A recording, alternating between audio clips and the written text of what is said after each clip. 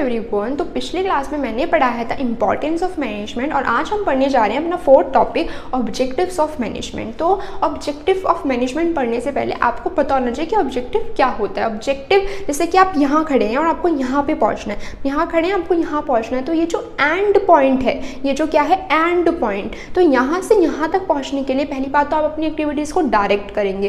तो जो आप एक्टिविटीज़ को क्या करें डायरेक्ट, ताकि इस अंत पॉइंट तक पहुँच जाएँ। तो ये जो एंड पॉइंट है, ये अंत पॉइंट है, ये आपका ऑब्जेक्टिव है। तो ऑब्जेक्टिव क्या है? ऑब्जेक्टिव वो एंड पॉइंट है। Objectives are the end towards which all the activities are directed. ठीक है, जहाँ तक पहुँचने के लिए हम अपनी सारी एक्टिविटीज़ को क्या करते हैं डायरेक्ट करते हैं। किसी भी मैनेजमेंट के 3 ऑब्जेक्टिव हैं। कौन कौन से होते हैं वो? Organizational, social and personal. ठीक है, सबसे पहले बात करते हैं ऑर्गेनाइजेशन ऑब्जेक्टिव की। फॉर एग्जांपल आपकी एक ऑर्गेनाइजेशन है, तो आपके क्या ऑब्जेक्टिव होंगे बताइए? बोलो बोलो, क्या ऑब्जेक्टिव हो सकते हैं?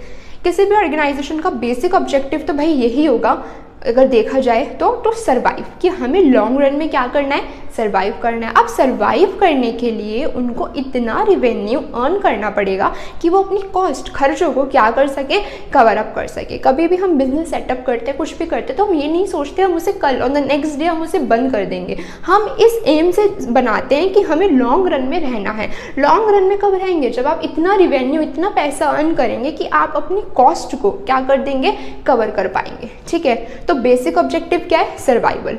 फिर दूसरा होता है प्रॉफिट। जब आप अपनी कॉस्ट से ज़्यादा चीज़ें बेच रहे हैं तो आप क्या अर्न कर रहे हैं? प्रॉफिट। एंड प्रॉफिट क्या होता है? किसी भी बिजनेसमैन के लिए प्रॉफिट इनाम, रिवॉर्ड है, रिस्क के बदले जो वो लेता है। ठीक है, तो जो भी हम रिस्क बियर करते हैं वो क्यों बियर करते हैं? In the hope of earning more profit. तो ठीक है, तो सेकंड क्या होगा ऑर्गेनाइजेशन का ऑब्जेक्टिव? प्रॉफिट।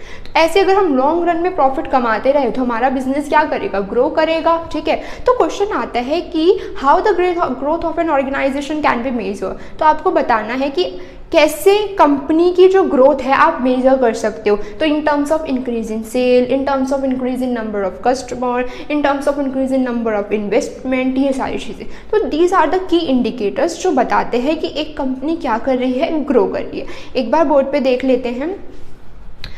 ऑर्गेनाइजेशन ऑब्जेक्टिव, किसी भी ऑर्गेनाइजेशन का पहली बात तो ऑब्जेक्टिव होता है कि अपने ह्यूमन और मटेरियल रिसोर्स को मैक्सिमम पॉसिबल एडवांटेज तक क्या करना, यूटिलाइज करना। फिर ऑर्गेनाइजेशन के 3 ऑब्जेक्टिव होते हैं, survival, profit and growth. Survival is the basic objective. अगर हमें सर्वाइव करना है, इन ऑर्डर टू सर्वाइव हमें इतना रिवेन्यू अर्न करना होगा कि हम अपनी कॉस्ट को क्या कर सके, कवर कर सके। Second is profit. प्रॉफिट क्या है? रिवॉर्ड है। किसके बदले मिलता है ये हमें? जो हम रिस्क लेते हैं। और प्रॉफिट हर बिजनेस के लिए बहुत एसेंशियल होता है, क्योंकि with the help of profit हम अपनी कॉस्ट और रिस्क को क्या कर पाते हैं, कवर कर पाते हैं। अगर आपको लॉन्ग रन में अपने प्रोस्पेक्ट में ऐड करना है तो बिजनेस को क्या करना पड़ेगा, ग्रो करना पड़ेगा। और ग्रो एक बिजनेस कर रहा है आपको कैसे पता लगेगा? अभी मैंने बताया, in terms of increase in number of sale, in terms of increase in number of branches, in terms of increase in number of customers. तो these are the key indicators जो इंडिकेट करते हैं कि आपकी कंपनी क्या कर रही है, ग्रो कर रही है। ठीक है,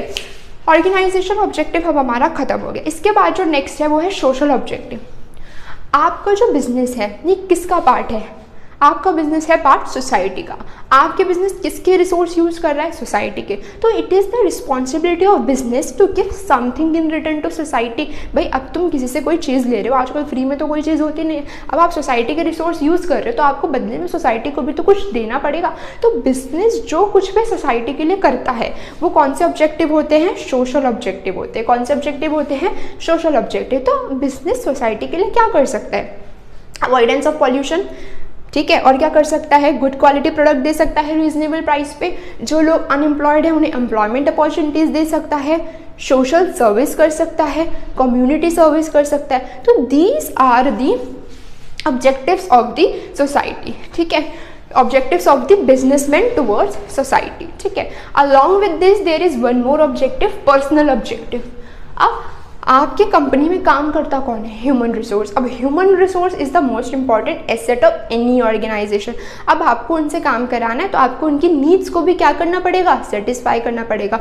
और बिजनेस जो भी अपने एम्प्लॉयज़ के लिए करता है, आई रिपीट, बिजनेस जो भी अपने एम्प्लॉयज़ के लिए करता है वो कौन से ऑब्जेक्टिव होते हैं, पर्सनल ऑब्जेक्टिव। कौन से ऑब्जेक्टिव होते हैं वो, पर्सनल ऑब्जेक्टिव। तो बताइए कि बिजनेस अपने एम्प्लॉय के लिए क्या कर सकता है, कॉम्पिटिटिव सैलरी दे सकता है, ठीक है, पर्क्स दे सकता है उनको, ठीक है। ये जो पैसों से रिलेटेड होंगे कौन से में आएंगे, आपके सारे फाइनेंशियल नीड्स में आ जाएंगे, ठीक है। सोशल नीड्स के बारे में बात करें तो उनके सोशल नीड्स कैसे फुलफिल कर सकता है, उनको ग्रुप में रिकॉग्नाइज, जो उनके साथी के लोग हैं, पीयर्स हैं, उनके बीच में रिकॉग्नाइज करा सकता है, सबके बीच में उनको रिस्पेक्ट दे सकता है, ठीक है। इसके अलावा हायर लेवल नीड्स भी आती है। हायर लेवल नीड्स में क्या आ गया कि उनके लिए ट्रेनिंग एंड डेवलपमेंटल प्रोग्राम्स दे रहा है, उनको प्रमोशन दे रहा है, ठीक है। मतलब ऐसे प्लान जिसमें वो खुद डेवलप एंड क्या करें, ग्रो करें। तो मैनेजमेंट के 3 ऑब्जेक्टिव होते हैं, कौन कौन से, organizational, social and personal. Organizational को भी हमने 3 पार्ट में बांटा है, कौन कौन से, survival, profit and growth. And survival is the basic objective of किसी भी ऑर्गेनाइजेशन का, ठीक है। उसके बाद क्या था ऑर्गेनाइजेशन के, profit, profit is the reward for bearing risk. और उसके बाद क्या था, ग्रोथ। तो ग्रोथ में 1 मार्क में क्वेश्चन आता है कि what are the key indicators की आपको पता लगे कि आपकी कंपनी क्या कर रही है, ग्रो कर रही है, ठीक है। सोशल ऑब्जेक्टिव क्या होते हैं, वो ऑब्जेक्टिव जो बिजनेसमैन सोसाइटी के लिए करता है, तो सोच लेना सोसाइटी के लिए वो क्या क्या करता है, ये सोच के आप पेपर में लिख देना। उसके बाद पर्सनल ऑब्जेक्टिव क्या होते हैं, जो बिजनेस अपने एम्प्लॉयज़ के लिए करता है, वो कौन से ऑब्जेक्टिव होते हैं, पर्सनल ऑब्जेक्टिव। आई होप ये वीडियो आपको प्रोडक्टिव लगे, यूजफुल लगे, and for more such video please like, follow and subscribe my channel.